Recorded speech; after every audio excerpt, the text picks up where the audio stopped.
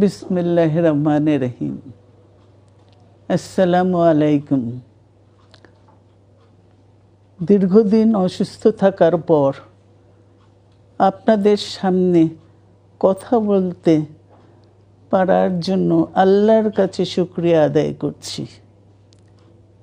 আমার কারাবন্দী অবস্থায় আপনারা আমার কারামুক্তি ও রোগ মুক্তির জন্য সংগ্রাম করেছেন, দোয়া করেছেন। সেজন্য আমি আপনাদের সকলকে ধন্যবাদ জানাচ্ছি। দীর্ঘ আন্দোলন সংগ্রাম ও ত্যাগের মধ্য দিয়ে আমরা ফ্যাসিবাদী অবৈধ সরকারের কাছ থেকে মুক্তি পেয়েছি। আমি আন্তরিক ধন্যবাদ জানাতে চাই আমাদের বীর সন্তানদের, যারা মরণপণ সংগ্রাম করে এই অসম্ভবকে সম্ভব করেছে। শত শত শহীদদের জানাই শ্রদ্ধা। এ বিজয় আমাদের নতুন সম্ভাবনা নিয়ে এসেছে। দীর্ঘদিনের নজিরবিহীন দুর্নীতি,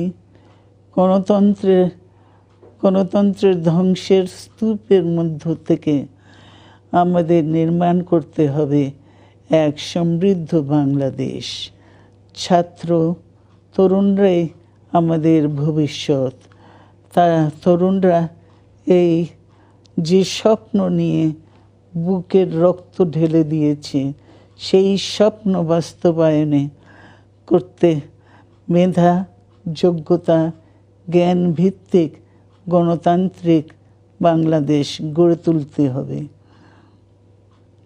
শোষণহীন সমৃদ্ধ বাংলাদেশ।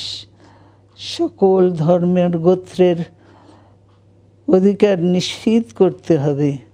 শান্তি,